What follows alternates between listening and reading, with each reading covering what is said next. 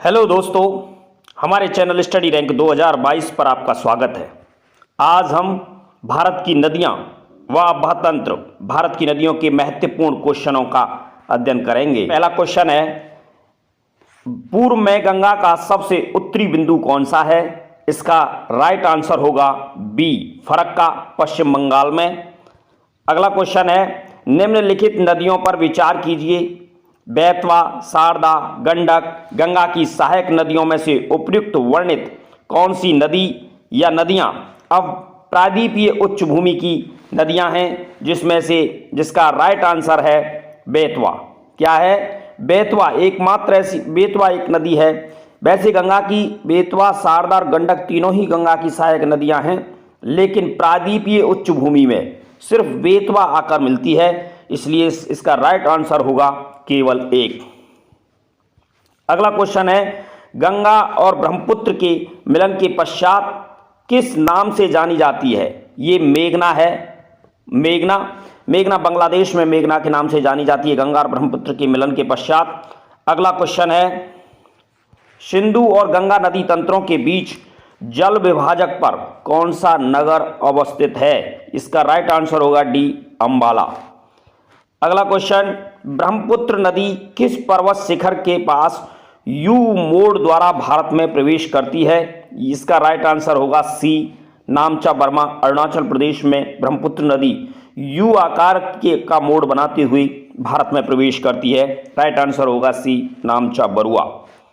अगला क्वेश्चन है, निम्नलिखित नदियों पर विचार कीजिए।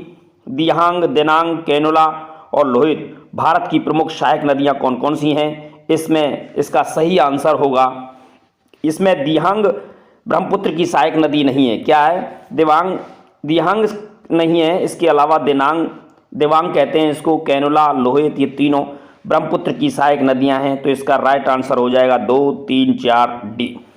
अगला क्वेश्चन, धुआंधार जलप्रपात किस नदी पर स्थित है? धुआंधार जलप्रपात किस नदी पर स्थित है? इसका राइट आंसर होगा बी, नर्मदा नदी। किस नदी पर? नर्मदा नदी पर धुआंधार जलप्रपात स्थित है।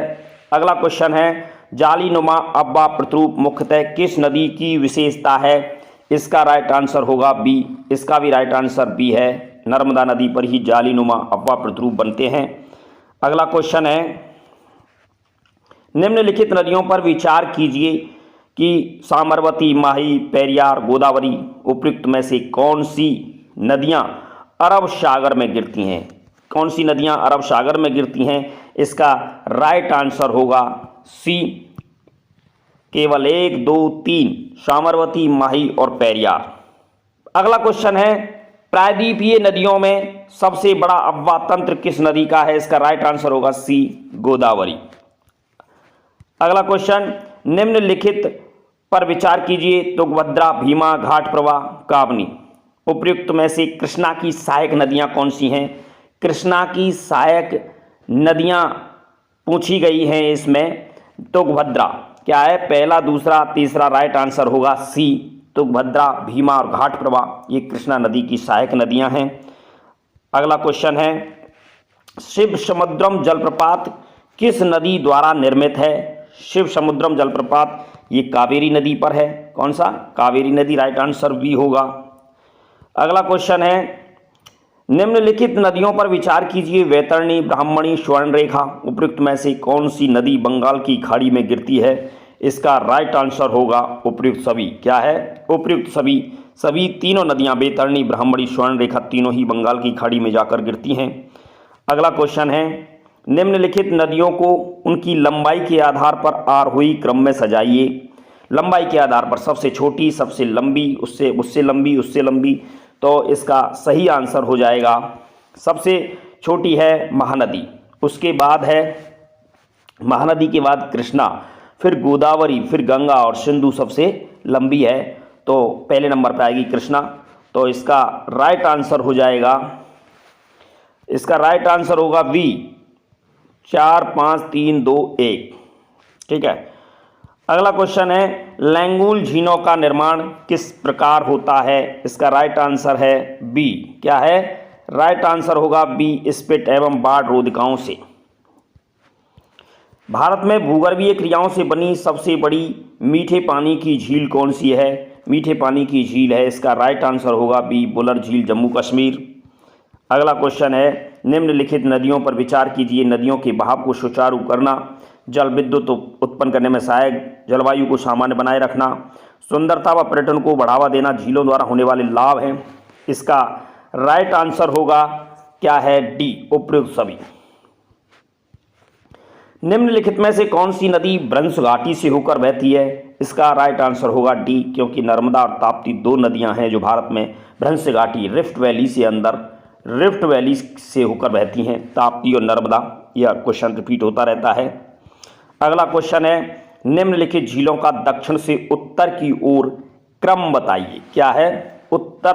दक्षिण से उत्तर है, जैसे इसमें सबसे पहले आती है पुलिकट। कौन सी झील है? दक्षिण में पुलिकट झील है, उसके बाद है कोलोर झील, उसके बाद चिल्का झील, उसके बाद गोविंद बल्लभ पंत सागर।